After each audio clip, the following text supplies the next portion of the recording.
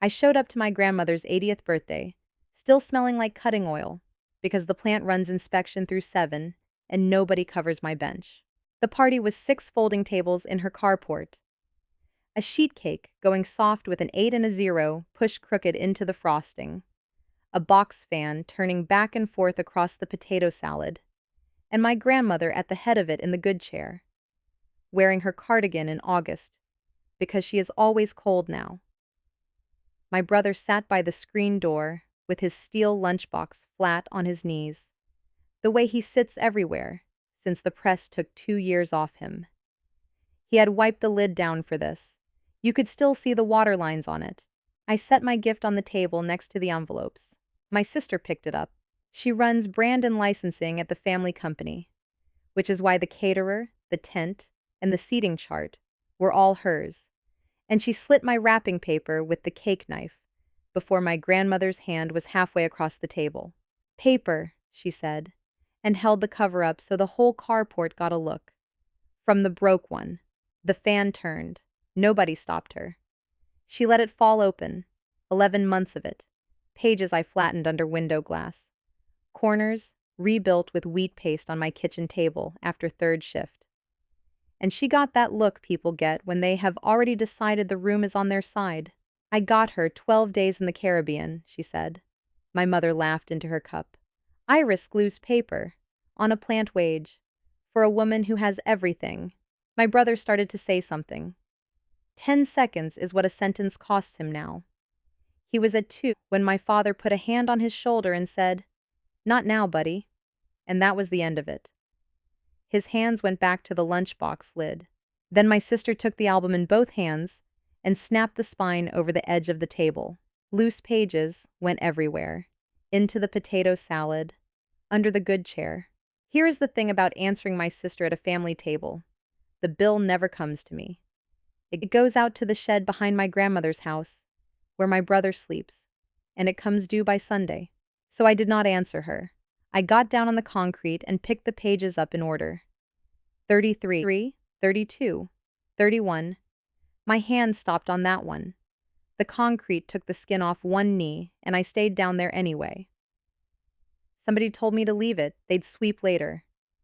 I laid every page face up along the edge of the cake table, in a row, and photographed them one at a time with my phone. And the envelope I had taped inside the back cover in September was still there, still sealed. Then I stood up with a single page in my hand and gave it to the woman whose birthday it was. "Broke people keep the originals," I said. "Grandma, page 31. My grandmother read it. She put her thumb at the top and read it again. Then she stood so fast, the good chair went over behind her, and she carried that one page past the cake, down the hall, into the bedroom, where she keeps her safe, and shut the door. My name is Iris Hensley. I am 28 years old.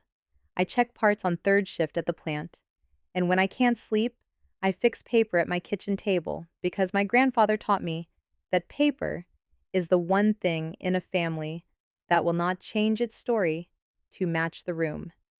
If you want to stay for the part where the paper wins, subscribe and ride it out with me. That's the only thing I'll ask you for." The phone went off at 6 minutes past 6 the next morning. My father's cousin runs operations at the plant, chief of everything that moves. He has not called me in 2 years, not when my brother was in the hospital, not when I picked up his shift at Christmas. He called me before the coffee maker finished. "Iris," he does friendly the way a man does a necktie. "You're on the return bench some nights, aren't you? Quality. 3rd shift. Right. Paper moving on his end of the line. A copier running. 6 in the morning on a Sunday, and the man had a copier running. Listen. Anything come back at you lately that looked off? Out of round, loose fit? Anything you'd have written up?" The window over my sink was still dark.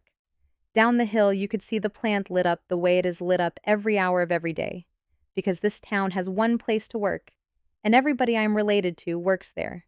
"Why?" I said. "Housekeeping." A pause with weight in it. "Your sister called me last night. She says you handed your grandmother a page out of that album." "I did." "Which page?" I looked at the coffee going into the pot, one bead at a time. You could ask Grandma, I said. She's got it. He laughed. It came out with an edge on it, like something dragged off a shelf. He said, "Take care of yourself, kiddo," and hung up. And I stood there with the phone in my hand, doing the math on a man who had a copier, warm at 6 in the morning, on the day after a birthday party. My grandmother did not call. That was the part I kept turning over. By 2 that afternoon, my sister's car was in my grandmother's driveway with the trunk open. She went in with a tote bag and came out with the album, the boards, the cloth cover, the loose pages somebody had swept into a grocery sack, and she carried it past me on the porch step, like she was carrying a dog that had finally stopped moving. "I found a place in Indianapolis," she said. "Professional, they do museums. That's good. You're not upset?" "It's Grandma's album," I said. "She can send it wherever she wants." She stood there a second longer, waiting for the fight. The way you keep pumping a well handle after the water's gone. Then she put the tote in her trunk and shut it with her hip and told me the family was doing dinner Thursday, and I should have tried to come in the voice you use to tell someone the bus already left. She had every page in that bag except one. She also didn't have what I had, which was 11 months of scans at full resolution on a drive in my closet, made under a contract with a signature on it. But that comes later, and she was in a hurry. I want you to understand why I didn't say any of it in the carport, because if I don't tell you, you'll think I'm soft. When I was 12, I redrew my grandmother's coupling on graph paper for the county science fair. It took me 3 weeks. I got the fit right to the number she had written in the margin of the original, and I lettered the title by hand. The morning of the fair, my father picked the sheet up off the kitchen table, looked at it for 4 seconds, and handed it across to my sister, who was 9. "She presents cuter," he said. The ribbon they gave it was second place, and has my sister's name on the back, in ballpoint, and it is still hanging in the front room of my parents' house, 40 inches from the door, where I have to walk past it to use the bathroom. That is the whole shape of my family in one object. Your work is only worth something once it's in somebody else's hands. But that's not why I went quiet at the table. My brother sleeps in the converted shed behind my grandmother's house.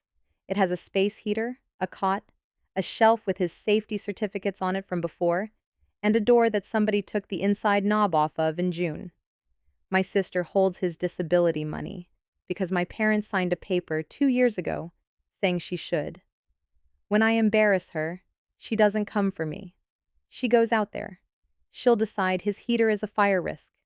She'll decide he's had enough soda. Once she decided his phone plan was a waste, and he went 11 weeks without one. And nobody knew until I drove out on a Tuesday and found him sitting on the step waiting for a ride that no one had told him wasn't coming. So I have spent 2 years being agreeable at tables. There's one more thing you should hold on to. My brother repeats a number, 6 digits, always the same 6, always in the same order, 229086. He says it when the room gets loud. He said it at Thanksgiving, and my mother said, in front of everybody, "He does that. It doesn't mean anything," and went back to the potatoes. He said it in the hospital hallway when he still couldn't hold a cup. My father calls it static. My sister calls it the noise. He said it that Saturday in the carport, right after the spine cracked. Nobody turned around. I drove home from my grandmother's that Sunday, with the sun coming down flat across the corn, and I did something I had not done in 28 years of being the agreeable one. I got out a notebook and started writing down dates. My grandmother called me over on Tuesday. Not the house phone. She walked down to the shed, borrowed my brother's phone, and called me from that, which should have told me something right there. Her kitchen has a table with a burn ring in it from 1974 and a window that looks at the shed. There was a coffee cup for me and a plastic pill organizer at the edge of the table with the days of the week on it, and 3 of the little doors were still open from the weekend. "Shut the hall door," she said. Page 31 was in front of her under a dish towel. She lifted the towel off it the way you'd uncover food. I want to describe what that page actually is, because in my family, it had a name for 39 years, and the name was wrong. It is a sheet out of a cloth-covered notebook. dated 1987, and on it is a drawing of a coupling, the joint that holds two turning shafts together, and, when something jams, is supposed to lock itself instead of letting go. There's a hand-lettered note down the side about how far the fit is allowed to move under load. 0.05 of a millimeter, about half the thickness of a sheet of paper. Under the drawing, in the same handwriting, 4 words: witnessed, understood, and agreed, and then 2 signatures with 2 dates beside them, both from the spring of that year. Glued to the facing side, folded to fit, is a licensing contract from 2016 between my grandmother and the company that carries our last name. It pays her 3% of the net on that product line for as long as she lives. On 4.1 million a year, that is $123,000. And there is a numbered paragraph, the 9th one, that I read 4 times. Nobody changes the metal, and nobody changes the fit, without her written yes. Here is the story I grew up on, told at every reunion, told by my father with his hand on the back of a chair. The coupling belongs to the company.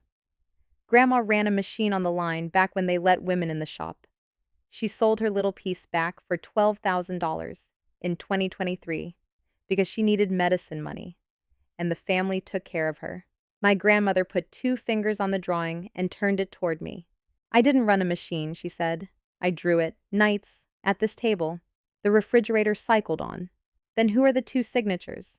Men who are dead, she said. That's why they wanted the page. She wouldn't tell me the rest that day. She got as far as the 12,000, and then she folded her hands and said she'd tell me the part about her signature when she had it straight in her own head, because she had gotten one thing wrong for 2 years, and she was not going to get it wrong out loud in front of me. Then she looked out the window at the shed. When you were little, I told you not to peel 31 out of the cover, she said. You want to know why I sewed a contract into a photo album? Yes, because it's the only place in this family nobody looks. I work the return bench 2 nights a week.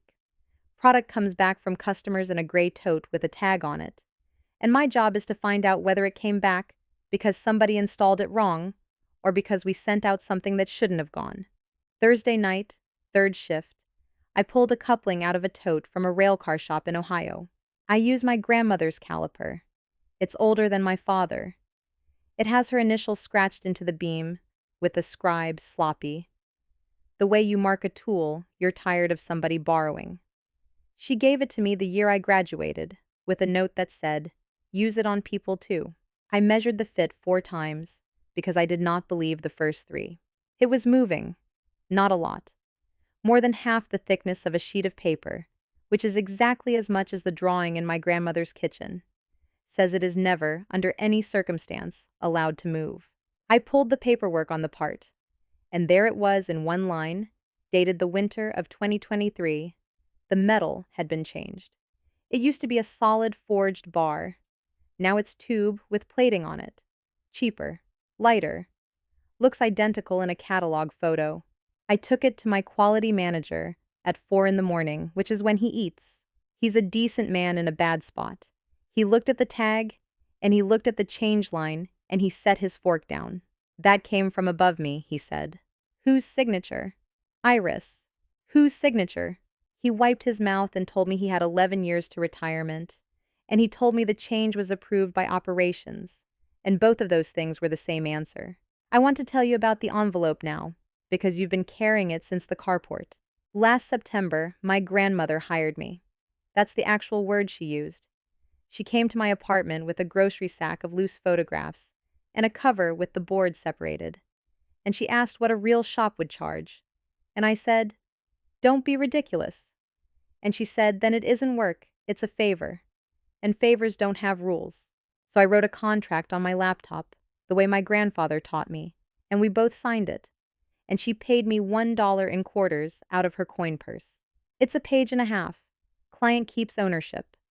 Restorer keeps a full resolution, photographic record of every page and every photograph on it, front and back and every edge, until final delivery is accepted in writing. Final delivery was going to be her birthday. She never accepted it in writing, because before she could, My sister broke the spine over the edge of a folding table in front of 40 people, which means every page of that album, including the one glued to a licensing contract, was legally still mine to have a copy of. All 11 months of it. Both sides. 4,000 dots per inch on a drive in a shoebox in my closet, behind the winter coats. I had taken the countersigned original out of the album's back cover Saturday night before I left the carport, and it was in my glove box while I stood on that porch step Sunday and watched her shut the trunk on the rest of it. I told my grandmother about it standing in her carport with the box fan still running. She laughed. It startled me. I had not heard that sound out of her since before my brother's accident, and she covered her mouth with her hand like she'd said something rude. Your grandfather, she said, would be unbearable right now. My sister put a photo online that week of the album in a padded box, with a caption about restoring family history the right way with professionals. And it got 400 likes from people who have never met my brother. Let her post. A photograph of a box is not a page. On the 2nd of September, I filled out a form. That's all it was. Our plant runs a paper system for tracing product. You write down a lot number, you say what you want, somebody signs that they got it, and the clerk stamps the date and time on the corner. People use it for stupid things. People use it to find out why a customer's shipment came up 2 boxes short. I asked for the full trace on 3 lot numbers with returns against them, and I asked for the material certificates, the mill paperwork that says what the metal actually was and who tested it. Hollis signed the receipt line. The clerk stamped it. I put my copy in my locker under the shelf paper and went back to my bench. And for 19 minutes, I felt like a person who had done something. And then the buzzer went, and I inspected 200 parts. That form is boring. Remember it anyway. Thursday, my mother did dinner. The ribbon is still on the wall by the door. 2nd place, County Science Fair. My sister's name in ballpoint on the back. My sister had news. The Industry Association is giving out its Product Safety Award in November, and they picked our coupling, the self-locking design, 39 years in service, and they're holding the ceremony in our own shop floor, with the ribbon cutting for the new line the same afternoon. Customers coming, 2 shifts, a reporter from the county paper. They want to recognize Grandma, she said. Obviously, she can't stand up in front of 400 people. My grandmother was sitting right there. She was cutting her chicken. So I'll accept it, my sister said, on behalf of. My father said that was the right call. Then my sister turned to me with a plate in her hand and said, You should come, Iris. They'll have real food. You can eat something that isn't out of a machine at 2 in the morning. My mother laughed into her cup. Same as the carport, same note. I reached into my shirt pocket and squared up the caliper so it stopped digging into my chest. And I said the only thing I said all night. I'll be there, I said. I'm on the schedule. Nobody asked what for. My grandmother told me the rest of it on a Sunday, sitting on her bed with a shoebox open, because she said she wasn't going to say it at the table where she eats. The $12,000 was real. The check was real. What was not real was anything anybody had told her about what she was signing. In August of 2023, she was in the emergency room for 2 days with dehydration and a kidney scare. Her hands shook for a week after.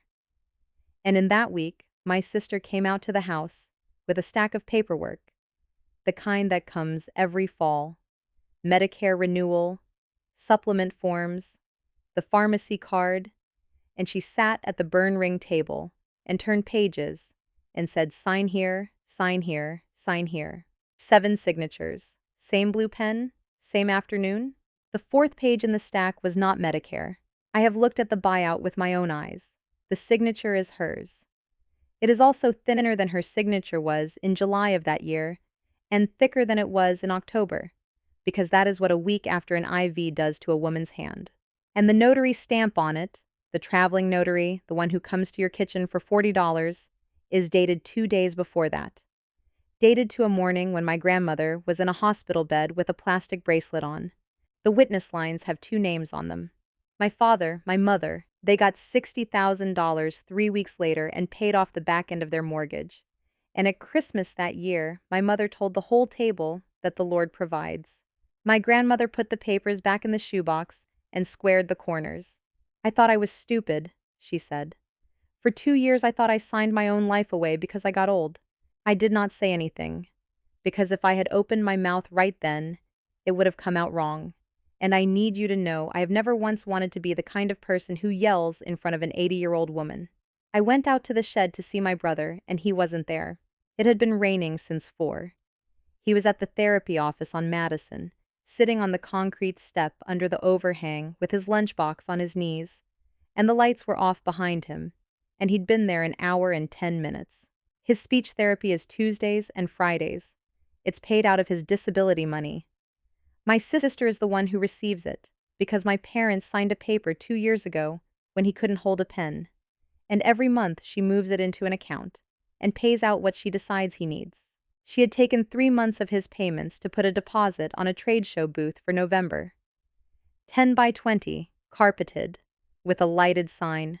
She set it in the front office, in front of the receptionist and a shipping clerk, both of whom I have worked with for 6 years. He doesn't spend it on anything, she said.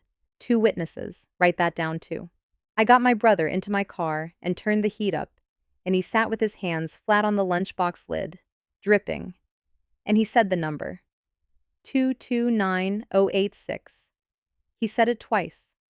Then he said, 10 seconds a word, that he was fine and that he could have walked. I didn't cry in the car. I did that later, in my own bathroom, with the fan on. Then I dried my face, and I did the coldest thing I have ever done, which was to not tell a single person in my family anything at all. Instead, I got out my laptop and looked up contract attorneys in Indianapolis, and I made an appointment for the last Friday in September. Not for me. I don't have standing to sue anybody over a piece of paper from 1987. I made it in my grandmother's name. The association sent a photographer out to the plant on a Wednesday, because the award people wanted shots of the line for the program. My sister walked him through. Hard hat on over a blowout, safety glasses she kept taking off for the pictures. They came down the aisle past my bench at 9 in the morning, which is 4 hours after my shift ends. I was there because a tote had come in overnight from the Ohio Valley shop, and I wanted it before anybody moved it. She stopped when she saw me. Then she reached past me, took the gray tote off the bench, and set it on the floor behind a pallet of cartons where the camera couldn't see it. Nobody needs a picture of the garbage, she said. The photographer laughed the way you laugh at your client. She put her hand on my shoulder for the shot and told him, "This is my sister. She didn't go to college. She's been here since she was 19. And she said it warmly, in the tone people use for a dog that's been in the family a long time. I let her keep her hand there for the count of 3. When they moved off down the aisle, I picked the tote up off the floor, put it back on my bench, and wrote a tag for it in pen. Date. Time. Where I found it. Who moved it. I hung the tag on the handle and left it where the whole shift could see it. That night, I went looking for 3 pieces of paper. In the winter and spring of 2024, before my brother's accident, I wrote 2 failure reports on couplings that came back cracked at the flange. I remember them the way you remember writing something twice. The second one, I typed standing up. There was a third one that spring, from the dayman, because I heard about it in the break room. I went into the system at 2 in the morning and pulled every report against that product line for that period. There were none. Not mine, not his. The line items for the returns were there. Parts came in, parts got credited. The customer got their money. But the reports underneath them, the ones with a person's name at the bottom, saying what broke and why, were gone. Where the attachment should be, there's a field that says the record was closed at supervisor level. I sat there with my hand on the mouse. Sloppiness leaves a mess. This was tidy. Somebody went in and made it tidy. I did not print anything. I did not screenshot anything. I want to be very clear about that, because I had spent 2 weeks learning exactly what I was and was not allowed to touch. And a woman, on 3rd shift, who starts pulling files at 2 in the morning, is a woman who gets walked out at 3. What I did instead was write a second request on the same boring paper form, with the same lot numbers, asking for the closed records themselves, and I handed it in at shift change with everybody standing around the clock. Hollis read it. He had his coat on already. "You know these go to operations," he said. "I know. He's going to know it's you." "My name's on it," I said. "That's the point of the form." He stood there with his keys in his hand for a second, and then he did something I have thought about 100 times since. He took the form back off the counter, wrote his own initials next to mine on the requester line, and stamped it himself. 11 years, he said, is a long time to eat by yourself. That Friday, I drove my grandmother to Indianapolis. She got in the car in her church coat with her purse in her lap and the pill organizer in the purse, because she does not trust an office to run on time. She had the shoebox on her knees the whole way, both hands on the lid, and she did not say one word for the first 40 minutes. Then, somewhere past the Yorktown exit, she said, "He'd have made a joke by now. My grandfather. He'd have said we were going to see a man about a horse. She's a woman." He'd have said it anyway. The office was on the 11th floor with a view of a parking structure. The attorney is somewhere in her 50s, gray suit, and she read for 19 minutes without saying anything, which I would like to point out is what expertise actually looks like. Then she set the 1987 page down and put one finger on the 9th paragraph. "Do you understand what this is?" she said to my grandmother. "It's my drawing." "It's a veto," the attorney said. "For 39 years, you have been the only person alive who could stop them from changing that part. Not because you own the company, because you own the design and they licensed it from you with a string attached, and the string is this paragraph." The room got very quiet. "Ma'am," she said, "somebody paid you $12,000 for $123,000 a year. I want you to sit with the fact that no one is that stupid. Nobody buys an income stream at 1/10 of 1 year's value. They weren't buying your money." My grandmother's hands were flat on her purse. "They were buying your no." I looked out the window at the parking structure and counted cars until I could trust my face. We were in that office 3 hours. The attorney drafted 3 things, and she made my grandmother read every line out loud before she signed, and she made her sign in blue so it couldn't be photocopied clean. 1.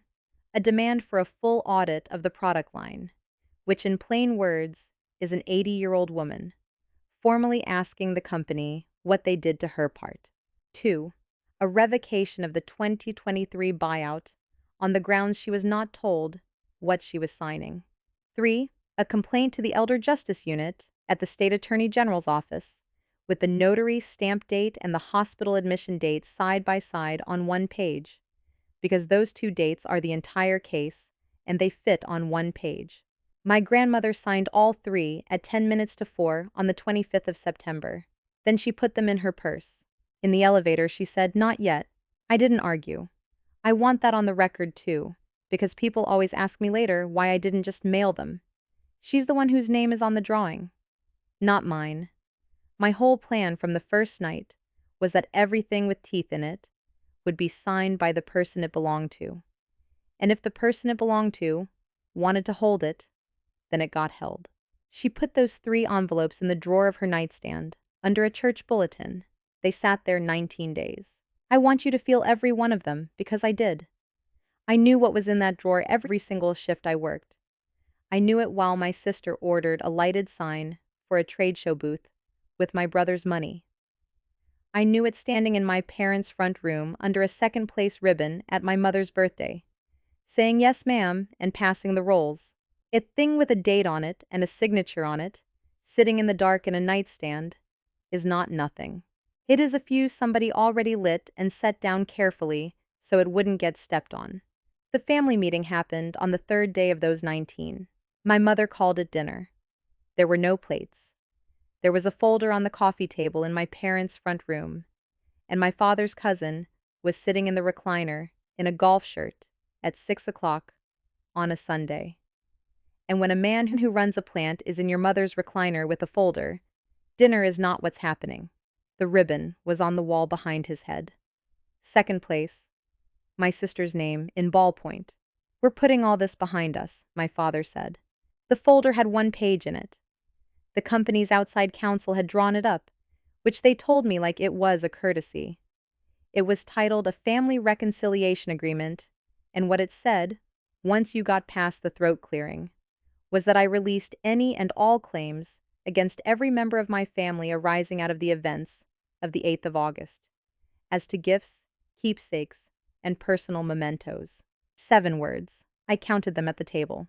There was also a check for $2,000 made out to me with the word materials on the memo line, which is the single most insulting thing anyone in my family has ever done to me, and I include the ribbon. It's about the album, my sister said. That's all this is. You made your point, Grandma's got her page, everybody's tired. Sign it. My brother was on the end of the couch with the lunchbox on his knees. I read the page twice. Then I asked one question, and I asked it looking at my father's cousin, not at her. Does this cover anything at the plant? He actually smiled. Relief makes people generous. Iris, no, this is a family thing. He tapped the folder. Work's work. Nobody's asking you about work. My sister said, God, she thinks everything is the factory. So I took my mother's pen off the coffee table, and I signed it. And I did not touch the check. And my sister exhaled like somebody who had just gotten a car into a tight space. That was the whole trade. I gave up the album. On paper, forever. A photo album, a cover, some pages, my 11 months. Nothing in those 7 words touches a licensing contract from 2016. Nothing in them touches a drawing from 1987 that isn't mine and never was. Nothing in them touches a lot number, a return tote, a mill certificate, or an 80-year-old woman's right to ask what you did to her design.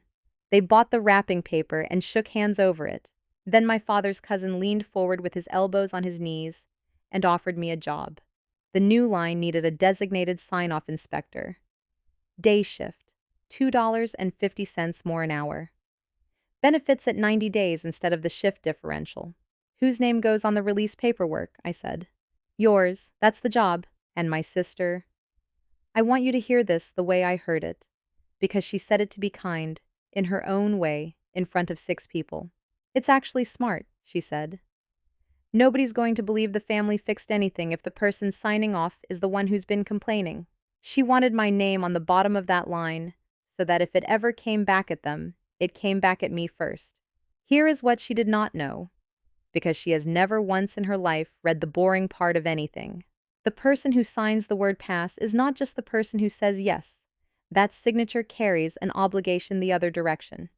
Whatever that inspector finds, she's required to put in writing, through the chain, with a date on it. She cannot see something and go home.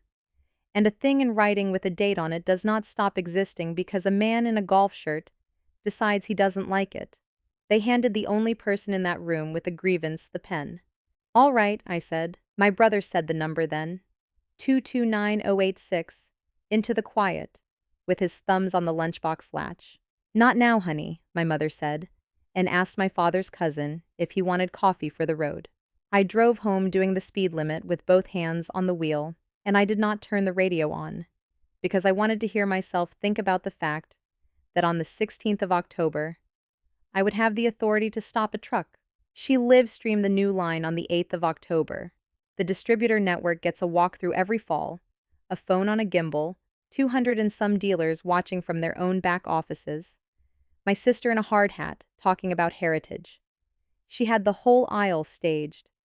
New machines, floor freshly striped, a banner with the award date on it before the award had been given.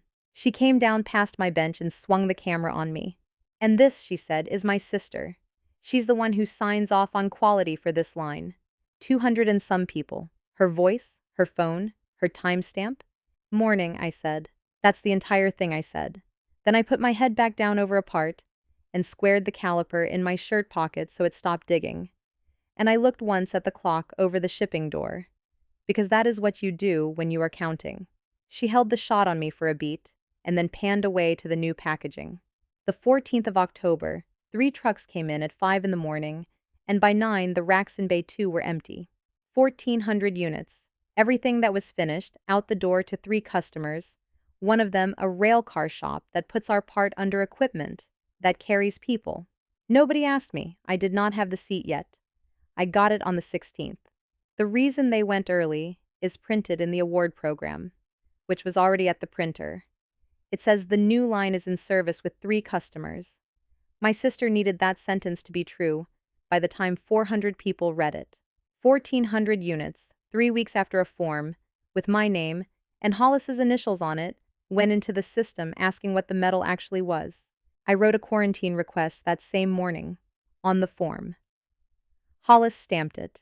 I handed it up the chain at shift change, with people standing around the clock, and I wrote in the box, in my own handwriting, that the fit on returned product from this line exceeded the design limit, and that the units released on the 14th had not been cleared against material certificates. At 14 minutes past 2 that afternoon, it came back down. One line typed on company letterhead, with my father's cousin's signature under it. Inspector's concern noted. Product conforms to current specification. Release stands. I read it standing at the counter. Hollis read it over my shoulder and said a word I won't repeat. I want you to understand what that piece of paper is. That is a man with the title of Chief Operating Officer, putting his own name on the record, in ink, saying he was told, and he shipped anyway. I made 2 copies. One went in my locker. One I put in an envelope. Then I drove out to my grandmother's house and told her that 1,400 of them were gone. She was at the burn ring table with her glasses on and a church bulletin in her hand. She sat there about 4 seconds. Then she got up and got her coat. The post office on Walnut closes at 5 and we made it at 20 till. She would not let me carry them. She went up to the counter herself, with 3 envelopes in her hand, the audit demand, the revocation, and the one to the Elder Justice Unit at the Attorney General's office, and she paid for certified mail on all 3 out of her coin purse, and she asked the man for the green cards back. 19 days. She put the receipts in her purse and snapped it shut, and the sound that purse made in that lobby is the best thing I have ever heard. My first day with the seat was the 16th. They gave me a desk, an actual desk with a chair that goes up and down, and a stamp with my employee number on it, and a stack of release sheets for the new line already filled out except for the signature. I did not sign any of them. The line had run 2 more days while I waited for the seat. 600 more were sitting on the rack in Bay 2 when I walked in. What I did on my first morning was walk out to the rack and put a hold tag on those 600 units. A hold tag is a big yellow card with a wire on it that says, "This does not move until quality releases it." And once it's on, taking it off without the inspector's signature is not a disagreement. It's a violation. Then I went back to my new desk and filed a written request that the customers who received the 1,400 be notified. I was in his office by 10:15. He did not yell. My father's cousin has never yelled in his life. He does something worse, which is talk to you about your family while looking at your paperwork. He talked about how hard my mother had taken all this. He talked about my brother and how good it was that everybody pitched in out there. He said the notification request would get looked at. My sister came in halfway through and she did yell. She said I was doing this because of a birthday party. She said I had signed an agreement. She said the word grudge 4 times. I let her get all the way to the end. I signed an agreement about keepsakes, I said. This is a coupling. Then I told them the only other thing I said in that office, which is that I would sign a release the same hour somebody handed me the mill certificates for those lots. And until then, the yellow card stays on. She slammed the door hard enough to knock a framed photo off the wall. 600 units did not move for the rest of the month. The attorney called us both up to Indianapolis on the 20th, and that is the day I stopped thinking of this as a story about money. She had the audit response.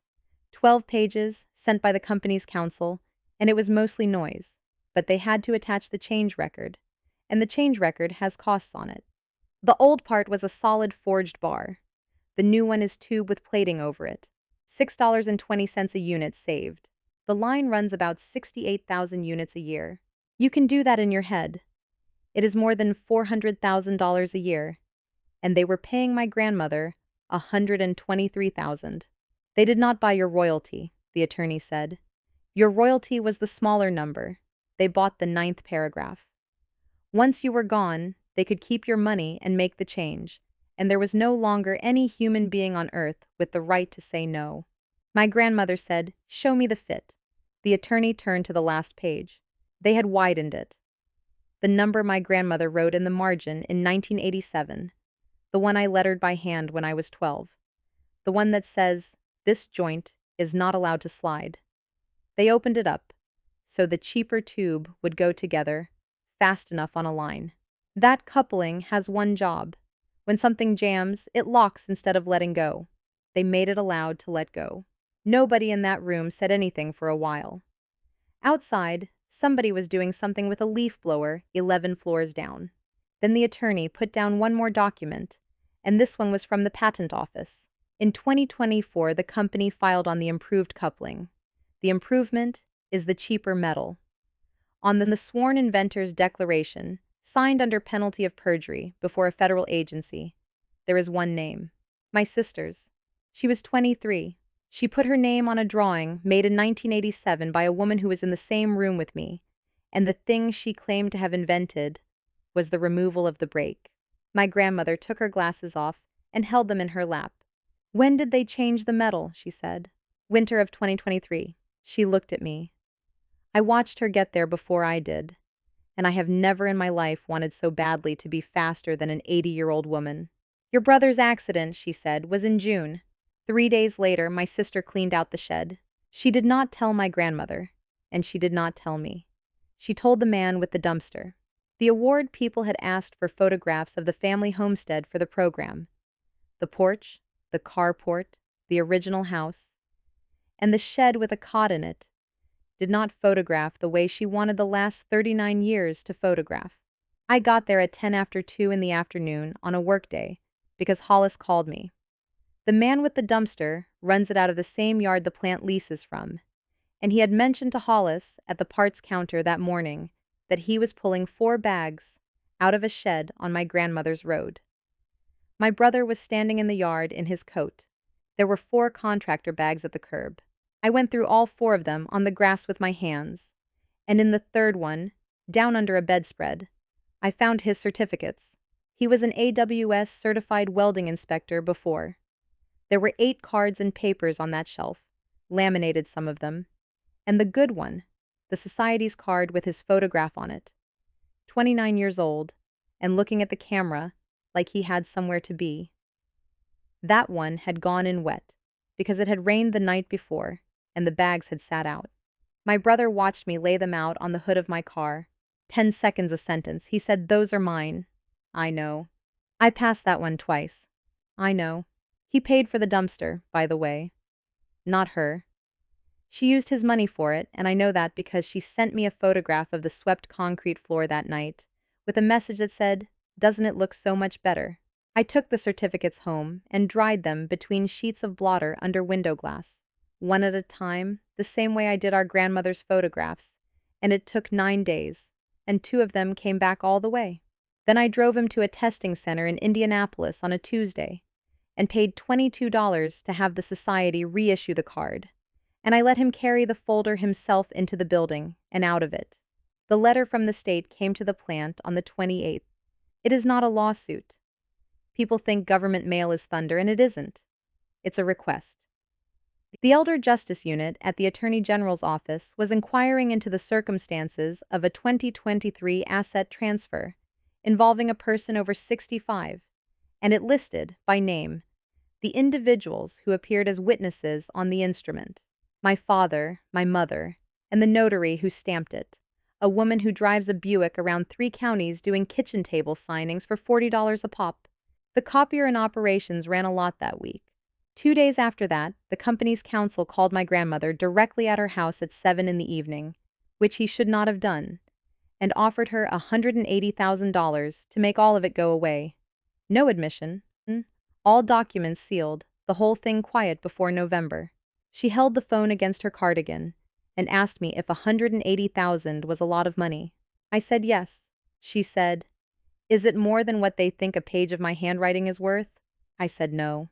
She put the phone back up and said, "No thank you," and hung up on him. And then she asked me if I wanted a piece of pie, and I have never in my life had a better piece of pie. 10 days before the ceremony, my sister ordered a plaque, brass, 22 by 16, for the wall in the front lobby of the plant where you badge in. It went on the mock-up she sent to the whole distributor list, because she was proud of it. The self-locking coupling, 39 years of service. And under that, one line, in the space where a company puts the name of the person who made the thing. Her name, with the patent year. It went to the engraver on a Wednesday.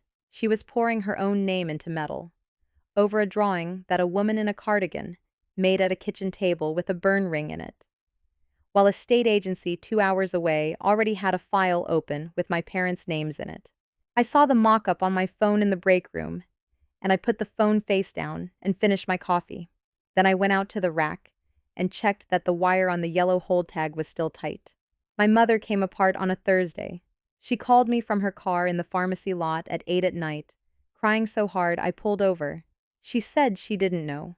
She said she had never read it.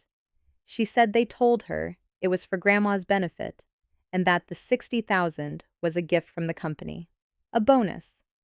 A thank you for all those years. And my father had said the same thing to her that he says about everything, which is don't worry about it. And then, inside of 2 minutes, with the tears still on her, she got to the part she'd called for. You need to make her stop, Iris. I sat in a turn lane with my flashers on. She said your father is 61. She said, do you know what this will do to us? She said family doesn't do this to family. And I want to be honest with you. That is the sentence I have heard most often in my life. And it has never once been said to the person doing the thing. Where are you? I said. She said the pharmacy on Jackson. They'd closed the window. She was supposed to pick up my father's blood pressure medicine, and she'd sat in the lot until it shut. I drove over. I got the 24-hour one on the bypass to transfer it, and I sat in the plastic chairs with her for 40 minutes, and I paid the $11 because her card declined, and she cried again about that. Then I put the white bag in her hands in the parking lot. Mom, I said, I'm doing this for Grandma. Don't call me about stopping it again. She stood there in the sodium light with the bag. That's it? That's the whole thing, I said. And I went home. I am not going to pretend that was hard. It would be a better story if it was hard. It was the easiest thing I did that whole fall. And that's its own kind of sad. My father came at midnight the Sunday after that, and stood in my breezeway and would not come inside. He had it worked out. He had the version where none of it is anybody's fault. The company had a bad year in 2023. Grandma was going to lose the house to the tax assessment. Everybody agreed at the time. Nobody put a gun to anybody. She'd have signed it anyway, he said. If we'd explained it, she'd have signed. Then why didn't you explain it? He looked at the doormat for a while. You've got a mean streak, he said. You always did. Your sister at least smiles at people. He turned to go, and then he stopped on the step. And he said the thing I think he actually drove over to say. Your brother's accident report is closed. You know that. That's done. I stood in my own doorway at midnight in a t-shirt, and I did not say one word, because I did not know yet. But you should know that he brought it up. Nobody asked him about my brother.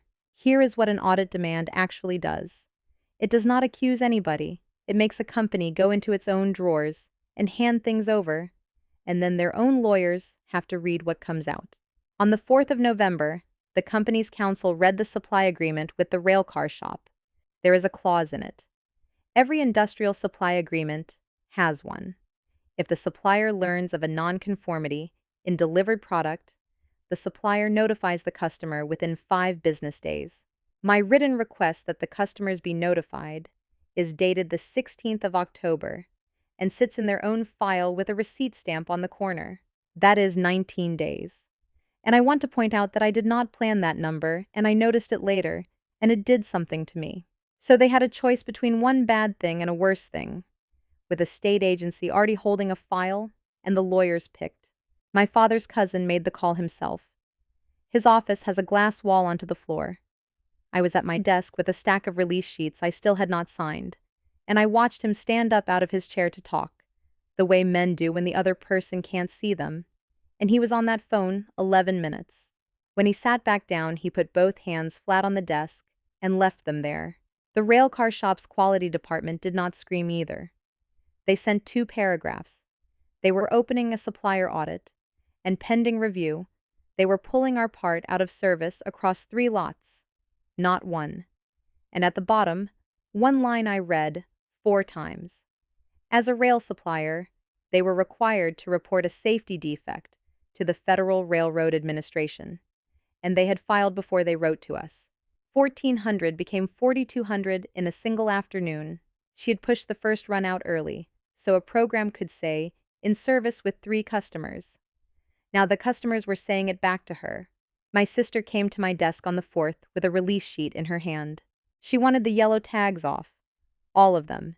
She wanted the rack full and the line running for the ribbon cutting. Because you cannot photograph an award ceremony in front of 600 quarantined units with wire tags on them. Hollis was standing right there. So were 2 people from shipping.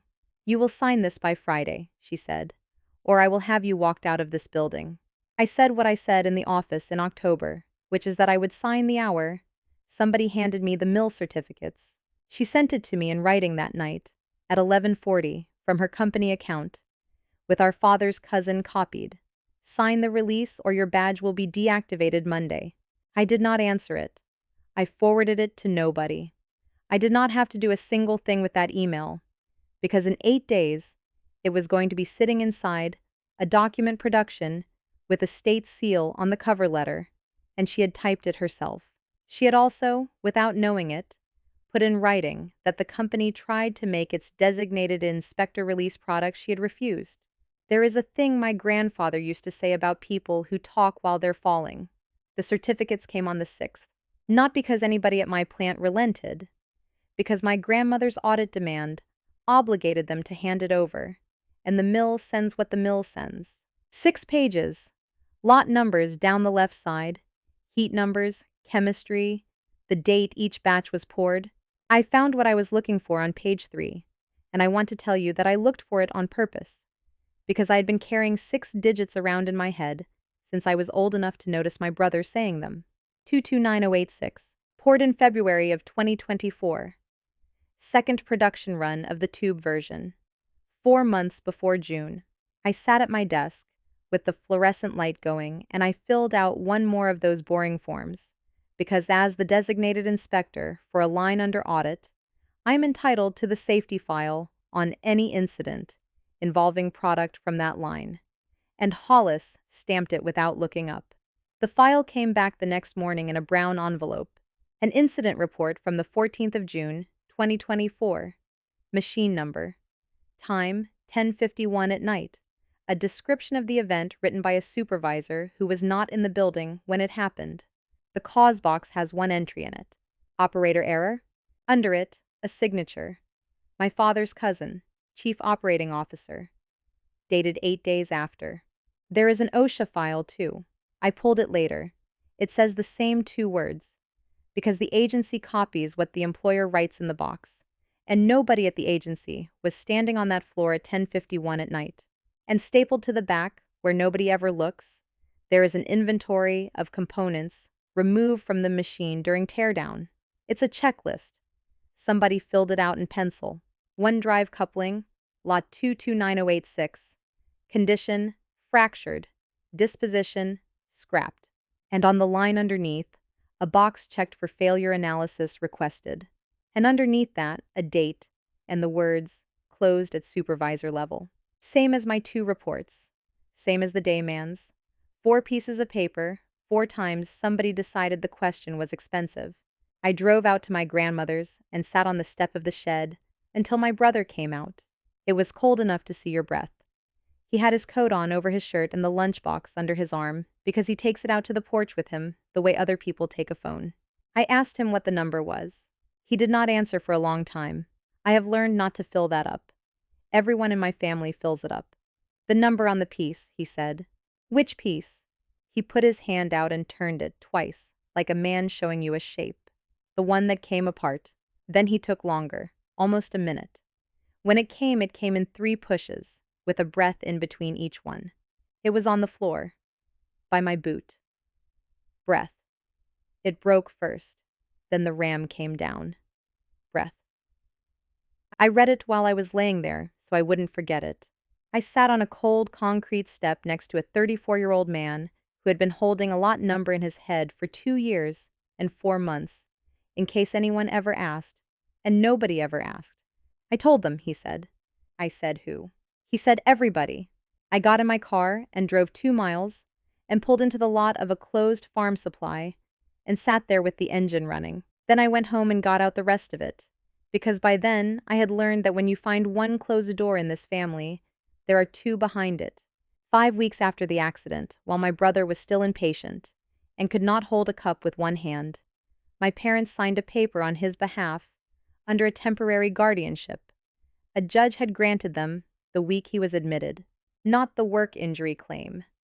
A side release the company called a goodwill supplement, $25,000, full and final, on everything the claim did not cover. Paragraph 6 says, the family will not discuss the circumstances of the incident with any third party. That is the paper that made it against the rules for my brother to say 6 numbers out loud. He said them anyway, at every table for 2 years, and they told him it was static. 25,000 for a man's job, his certification, his speech, and his right to be believed. And 60,000 10 months earlier for 2 signatures on a page 4. They cost less than the tent she rented for the birthday party. I looked it up. Not really. The tent was 800. There is one more thing I did that week, and I'd rather tell you myself than have you find out later and think better of me than you should. The Attorney General's office asked for a supplemental list. Everyone whose signature appeared in the same instrument stack, so they could establish the pattern. 7 signatures on that Medicare pile, and one of them belongs to my grandmother's younger sister, who is 71, who had a stent put in 3 weeks before, and who signed because my sister sat at her kitchen table and turned pages and said, "Sign here." I took her off the list. I wrote to the investigator and explained what she was and was not, and I asked that she be treated as a person who was also lied to, and I said I would not be providing her contact information. My grandmother read the letter before I sent it and put her hand flat on it. She used to do my hair, she said. The ceremony was in 8 days. The tent company was coming Thursday. The engraver had the brass. And in a drawer at my new desk, under the release sheets I had not signed, there was one blank yellow tag with a wire on it that I had not filled out yet. I knew exactly what date I was going to write on it. My sister came to my apartment on the 10th of November. She had never been inside it. 6 years I have lived there, and she has never come up the stairs, and she stood in the doorway, looking at my kitchen table, which is a door on 2 file cabinets with a sheet of glass on it and a photograph of somebody's dead husband drying under the glass. "This is where you do it," she said. Yeah. She had her coat still on. She talked for 11 minutes, and I did not interrupt her one time. She said there are 206 people on that floor, and their kids go to school with people I know. She said a recall of that size will take the line, and if the line goes, the plant goes. She said Grandma is 80 years old. What is she going to do with a royalty? Buy a boat. She said, "Do you want Mom in a courtroom? Because that's what this is now. That's what you did." Then she got to the version of herself she likes best, which is the reasonable one. "I was 22, she said. They handed me the file. Do you understand that? I did what the company needed done, and everybody clapped. You'd have done the same thing." I said, "You were 23 when you signed the patent declaration." She stopped. "That's a federal form," I said. "Nobody handed you that. You swore to it." And she did the thing she has done since she was 9, which is find the softest place and put her thumb in it. "You've wanted this since the science fair," she said. "Grow up. Nobody remembers that ribbon but you." I stood there in my own kitchen. "You broke that album because you thought paper was the cheap gift," I said. "Broke people keep the originals." She picked her keys up off the counter, and then, in the doorway, with her hand on the frame, she told me the last thing, and she told me the way you tell somebody a fact so they'll stop being difficult. "By the way, I'm having Grandma evaluated." I did not move. "She's confused, Iris. She's signing things she doesn't understand again, and I've got a place in Anderson that has an opening in January, and a doctor who'll do the assessment out at the house. So whatever she signed for those people at the state, it's going to have a question mark on it." She said it in the hallway of my apartment building at 9 at night, 2 weeks into a state investigation into whether an elderly woman had been made to sign something she didn't understand. She wanted the woman at the center of that file, declared unable to understand things. "Get home safe," I said, and I shut the door. Then I stood with my back against it for a minute. And then I called my grandmother, and she picked up on the second ring because she does not sleep either.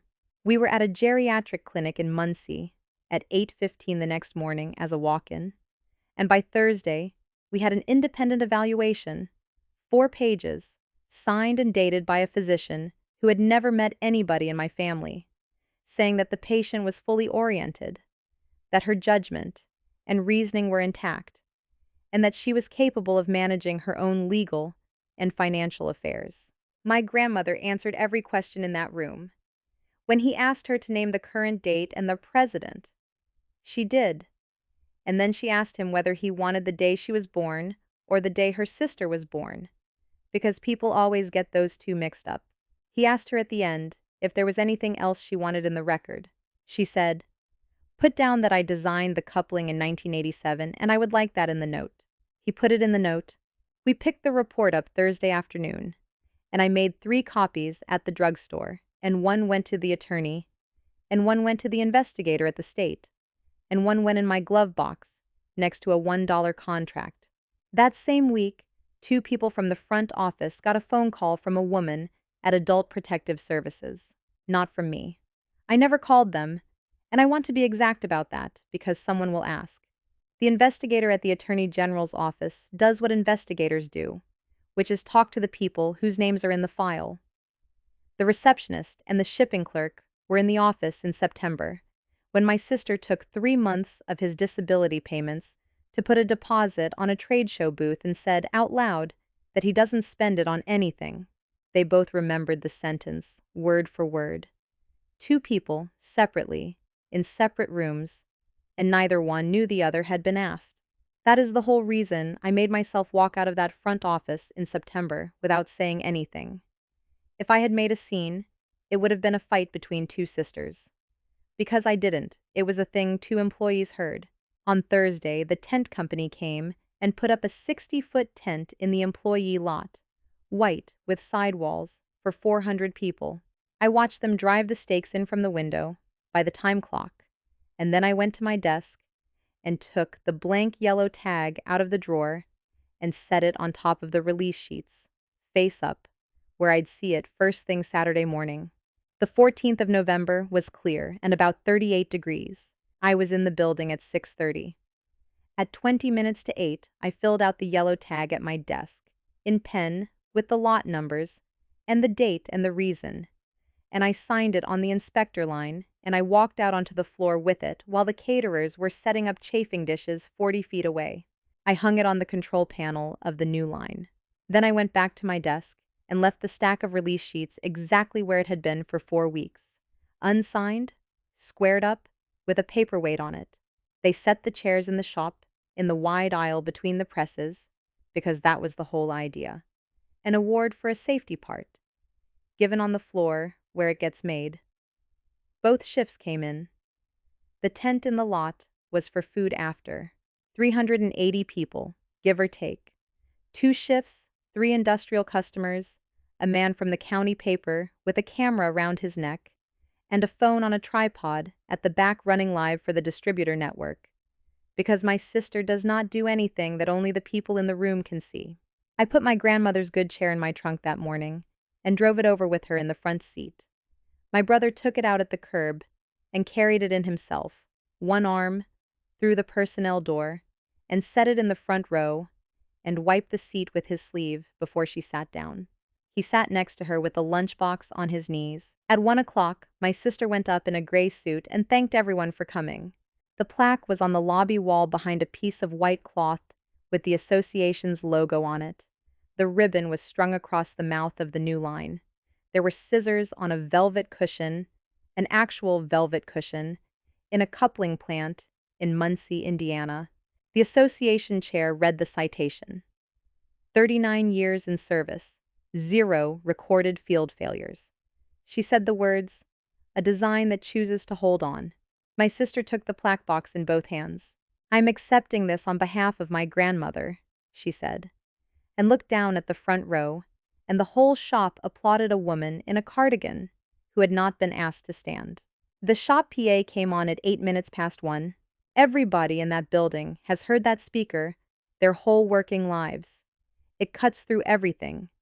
There is a protocol at our plant, written down, that any call from a regulatory agency gets paged immediately to the senior person on site. And the woman at the front desk has followed that protocol for 22 years, and she was not going to stop because there was a tent in the lot. Operations to the front office. Operations to the front office. You have the Federal Railroad Administration holding on too. The federal agency that can pull a part off every rail car in the country. On the loudspeaker, over a ribbon cutting, 380 people looked at my father's cousin. He got up out of a folding chair in the second row and walked the length of that aisle to the front office with everybody watching him do it, and he did not look at anyone. Nobody clapped him out. My sister said something about technical difficulties and tried to bring it back, and that is when the quality director from the rail car shop stood up in the third row. He is a heavy-set man in his 60s who has been buying from us since before I was born.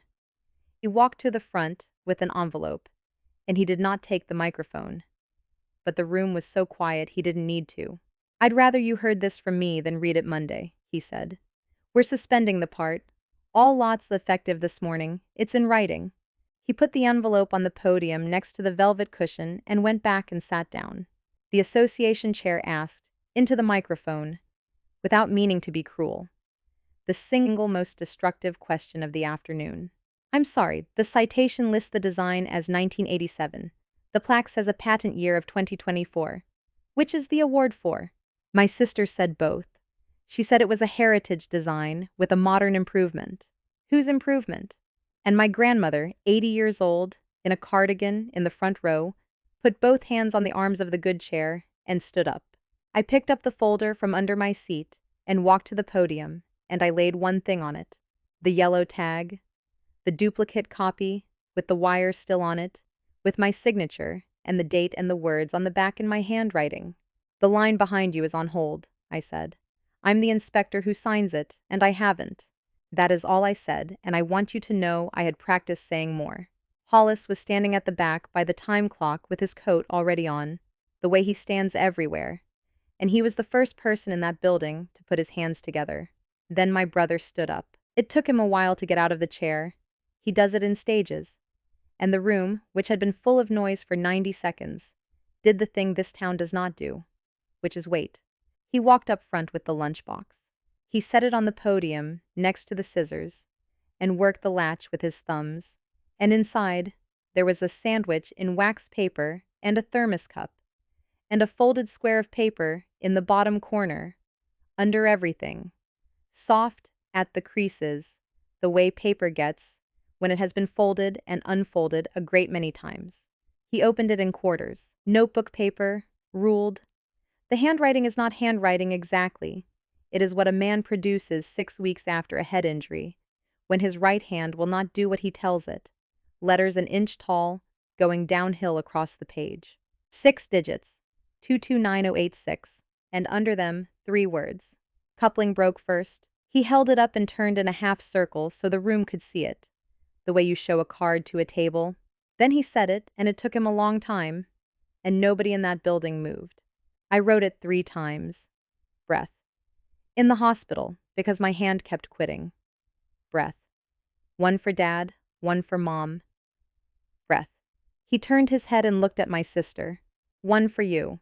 She had a plaque box in her hands. "I asked you to give it to the safety man," he said. "That is the part I did not know.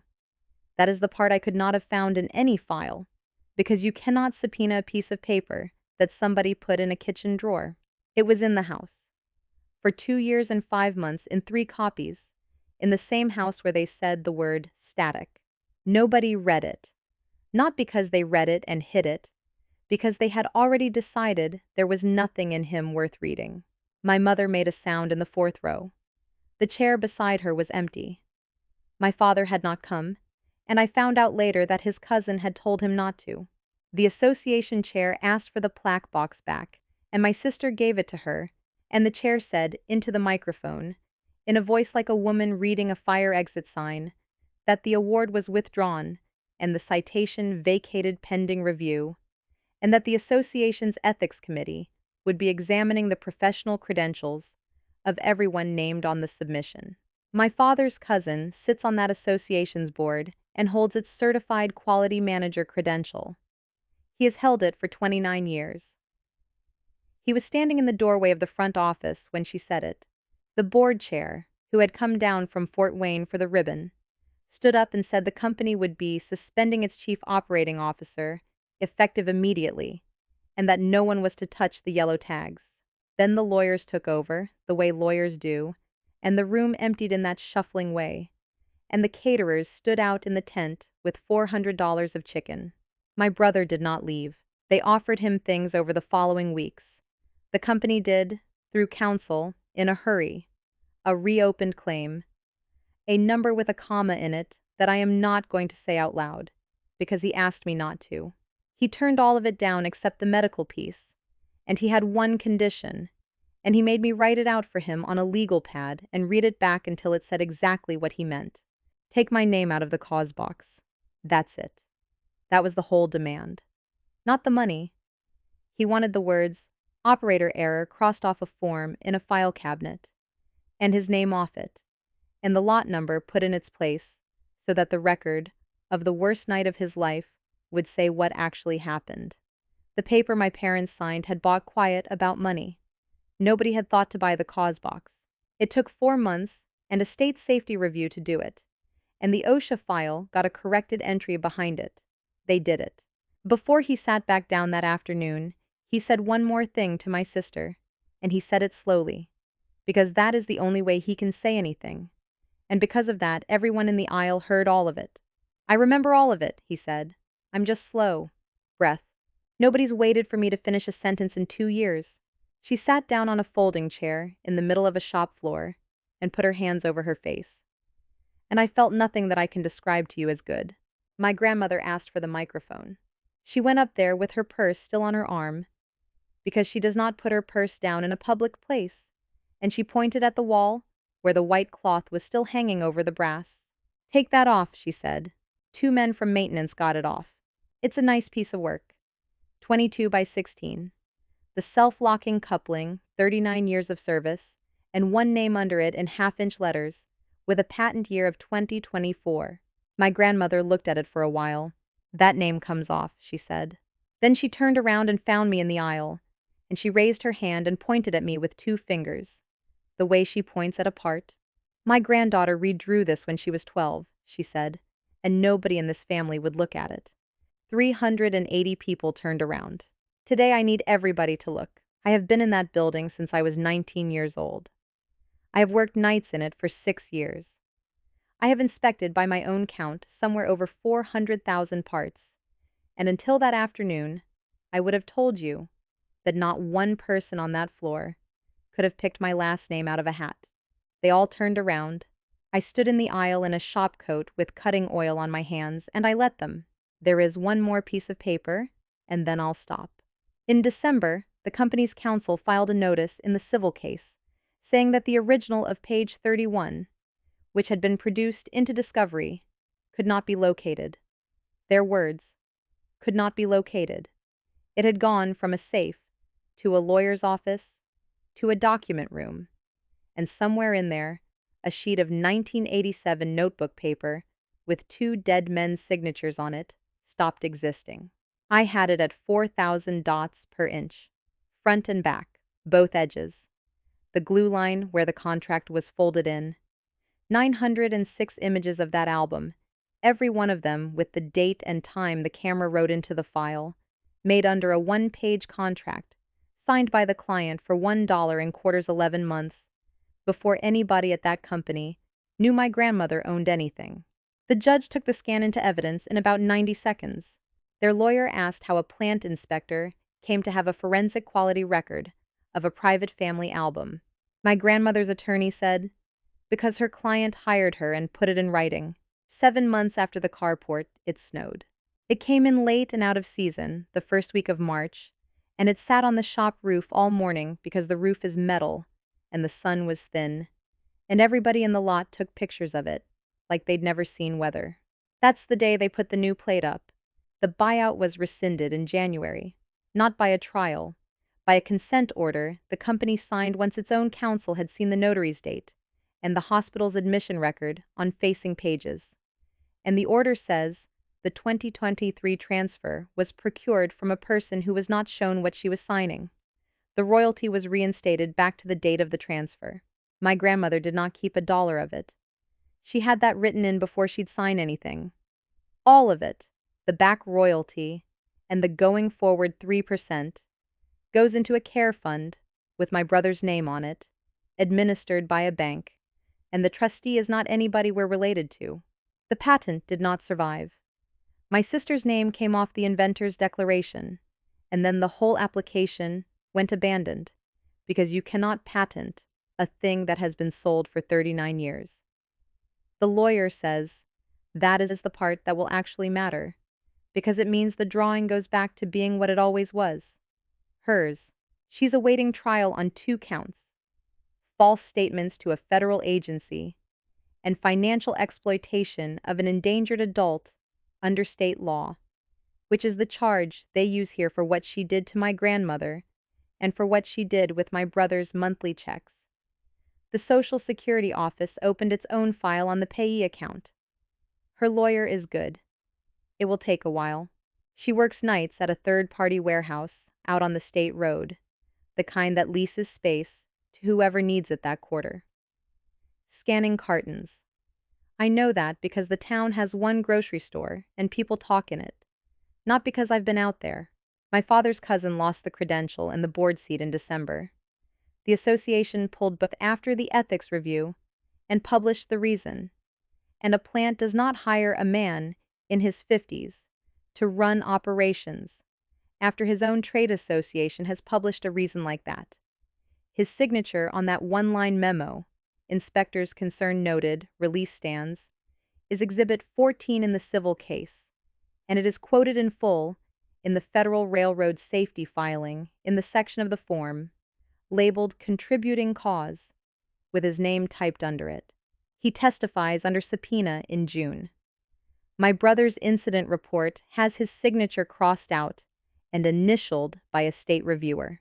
My parents were ordered to return the $60,000. It went into my brother's care fund, which means that every month, for the rest of his life, he gets a small deposit that exists because his mother and father sold their names for the down payment on somebody else's silence.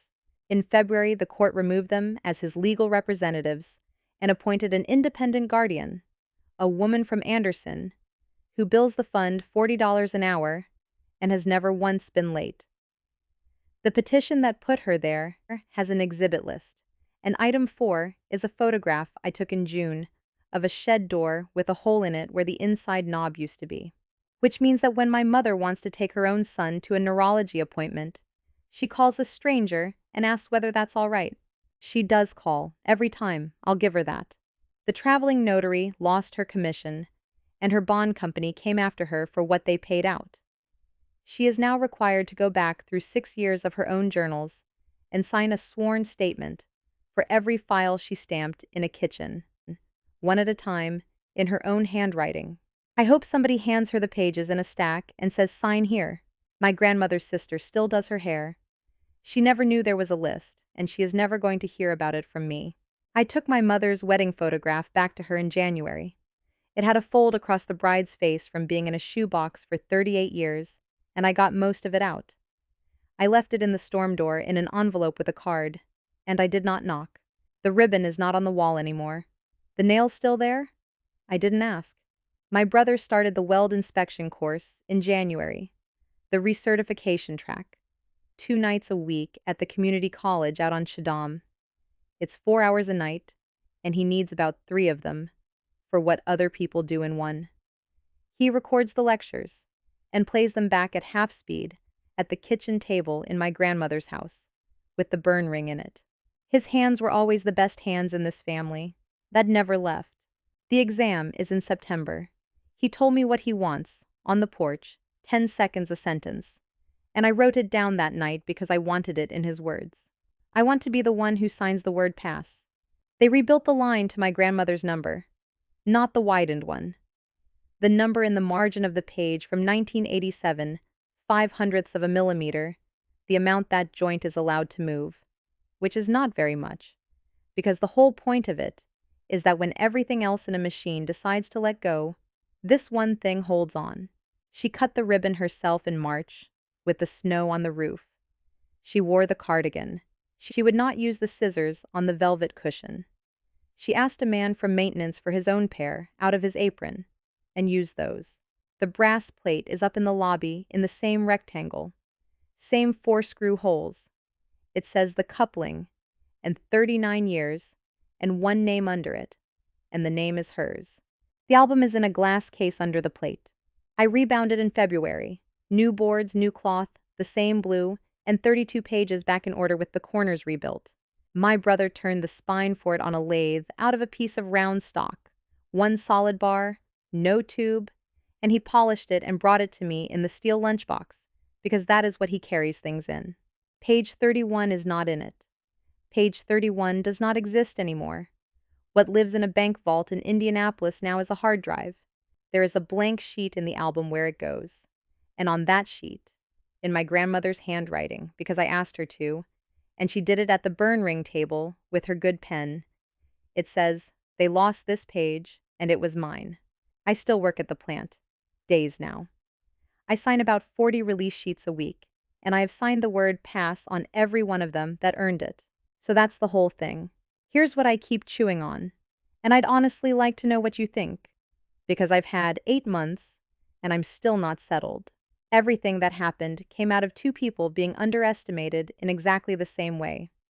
My grandmother made something, and they let her stand next to it in the photograph.